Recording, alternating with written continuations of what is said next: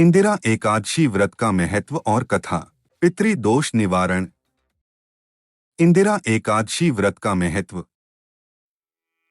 आश्विन मास के कृष्ण पक्ष की एकादशी को इंदिरा एकादशी कहा जाता है।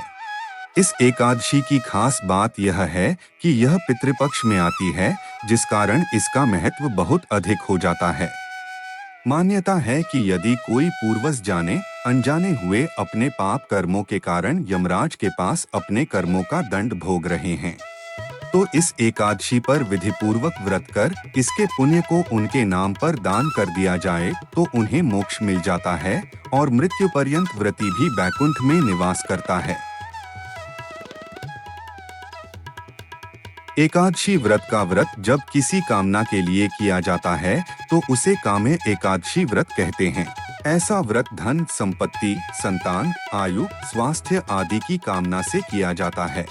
यदि निष्कर्ष भावना से यह व्रत किया जाता है तो इसे नित्य एकादशी व्रत कहा जाता है। इस व्रत में भगवान की भक्ति ही ध्येय होता है। पुराणों की व्याख्या करने वाले ब्रह्मज्ञानी श्री सूत जी महाराज ने एकादशी के महत्व और उनसे संबंधित कथाओं का वर्णन किया है।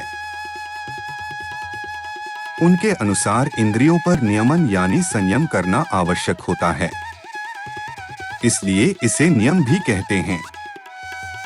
एकादशी के व्रत नियम पूर्वक करने से बुद्धि निर्मल होने लगती है, विचारों में सत्व गुणों का आगमन होने लगता है, विवेक शक्ति आती है तथा सत असत का निर्णय स्वतः ही होने लगता है। इंदिरा एकादशी व्रत पूजन सामग्री। पूजन सामग्री को व्यवस्थित रूप से पूजन शुरू करने के पूर्व पूजा स्थल पर जमा कर रख लें, जिससे पूजन में अनावश्यक व्यवधान न हो। यदि इनमें से कुछ सामग्री ना जुटा सकें तो कोई बात नहीं, जितनी सामग्री सहर्ष जुटा सकें उसी से भक्ति भावना से पूजा करें, क्योंकि कहा जाता है भगवान भावना से प्रसन्न होते हैं, सामग्री से नहीं। चौकी, रोली, मोली, अक्षत, साबुत चावल, दीपक, शुद्ध देशी घी, रुई, धूप बत्ती, फूल, अष्टगंध, अगरबत्ती, कपूर, तुलसी दल, जनेऊ, जल का कलश, दौत, प्रसाद के लिए गेहूं के आटे की पंजीरी, फल, दूध, मिठाई, नारियल, पंचामृत, सूखे मेवे, शक्कर, पान में से जो भी हो सवायाले, दौत, दक्षिणा।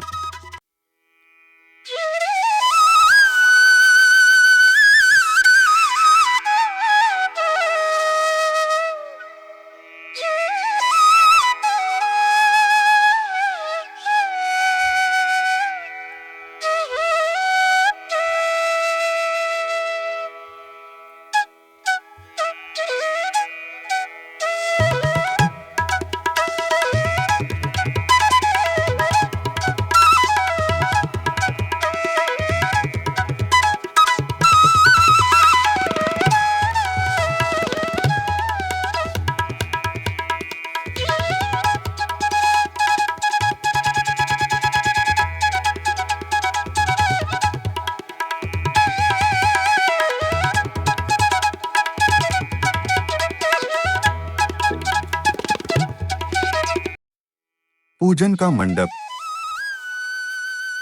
पूजन को शुरू करने से पहले मंडप तैयार कर ले। सबसे पहले पूजा के स्थान को साफ कर ले। अब पूर्व या उत्तर की ओर मुख कर बैठे।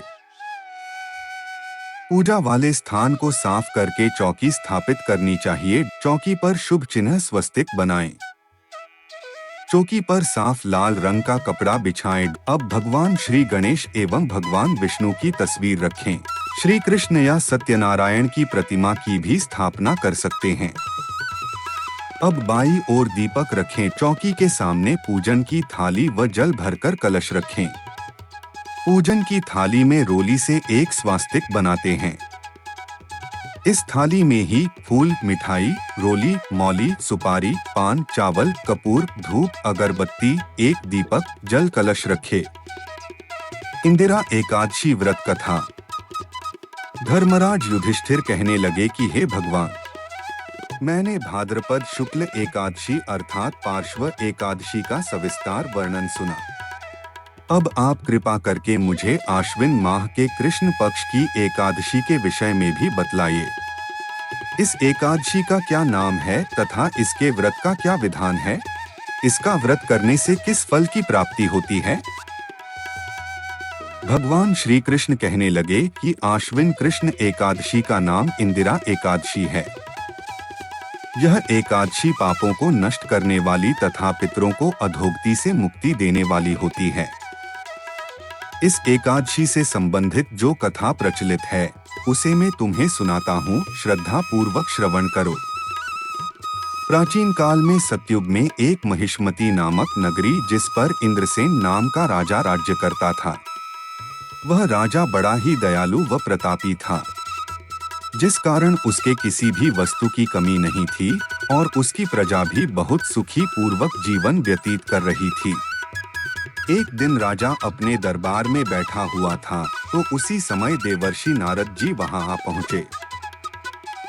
नारद जी को देखकर राजा अपने आसन से उठे और उनका भव्य स्वागत करके प्रणाम किया और उन्हें आसन ग्रहण करने को कहा। इसके बाद देवर्षि नारद जी ने राजा इंद्रसेन से कहा, हे राजन, आपके राज्य में सभी सुख भोग रहे हैं। प्रजा को किसी प्रकार का कोई कष्ट या दुख नहीं है। मैं आपकी इस उदारता को देखकर अति प्रसन्न हूँ। नारद जी की बात सुनकर राजा ने कहा, ये सब तो आपकी कृपा है जो मेरे राज्य में हर प्राणी सुख भोग रहा है। इसके बाद राजा इंद्रसेन ने महर्षि नारद जी से आने का कारण पूछा और कहा कि मैं आपकी क्या सेवा करूं जिससे आप प्रसन्न हो जाएं। राजा की बात सुनकर नारद जी बोले, हे राजन, मैं एक बार यमलोक गया तो देखा कि तुम्हारे पिता भी वहां बैठ हुए थे।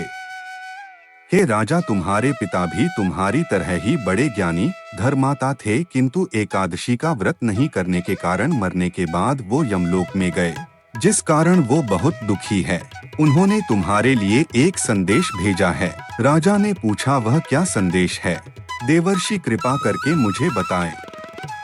आपके पिता ने कहा, हे देवर्षि, आप मेरे पुत्र इंद्रसेन, जो इस समय पृथ्वी पर महिष्मती नामक नगरी का राजा है, उसके पास जाना और कहना कि मैंने पूर्व जन्म में कुछ बुरे कर्म किए हैं जिससे मुझे यह लोक मिला है। यदि मेरा पुत्र मेरे लिए आश्विन महीन की कृष्ण पक्ष में आने वाली इंदिरा एकादशी का व्रत पूरे विधि विधान व श्रद्धा पूर्वक करेगा तो मुझे इस लोक से मुक्ति मिल जाएगी। सके बाद में स्वर्गलोक में वास करूंगा। यह सुनकर राजा ने देवर्षि नारद जी से पूछा कि कृपा करके आप मुझे इस इंदिरा एकादशी व्रत का विधान बताएं जिससे मेरे पिताजी को स्वर्गलोक प्राप्त हो। नारद जी ने कहा, इस व्रत के लिए तुम दशमी के दिन प्रातः जल्दी उठकर स्नान आदि से मुक्त होकर किसी नदी पर अपने पितरों के नाम का श्राद्ध करे और रात्रि को पृथ्वी पर शयन करें। जिसके बाद एकादशी वाले दिन प्रातःकाल जल्दी उठकर सूर्य भगवान को पानी चढ़ाने के एक लोटे में जल, धूप, दीप, पुष्प आदि डालकर भगवान विष्णु जी को चढ़ाएं। और इस व्रत का संकल्प ले, मैं आज पूरे दिन व्रत का निराहार करूंगा और सभी भोगों का त्याग करूंगा। इंदिरा एकादशी व्रत की सभी विधि बताकर नारद जी वहां से चले गए और कुछ दिनों के बाद इंदिरा एकादशी आई। राजा ने इस एकादशी का व्रत किया और पूरे विधि विधानों से श्रद्धा भाव से पूजा अर्चना करी और अपने पिता के नाम का श्राद्ध किया तथा दूसरे दिन ब्राह्मणों का भोजन करवाकर दान दक्षिण देकर उन्हें विदा किया। उसके बाद स्वयं ने भोजन किया। राजा इंद्रसेन के इंदिरा एकादशी व्रत के प्रभाव से उसने पिता को यमलोक से मुक्ति मिल गई और वो सदा के लिए स्वर्ग लोक को चले गए। हे युधिष्ठिर, यह इंदिरा एकादशी के व्रत का महात्म्य मैंने तुमसे कहा।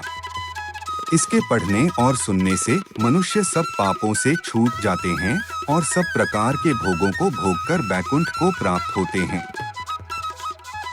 व्रत का महत्व। इंदिरा एकादशी का व्रत करने से न केवल व्रती को पुण्य की प्राप्ति होती है, बल्कि पितरों की आत्मा को भी शांति मिलती है।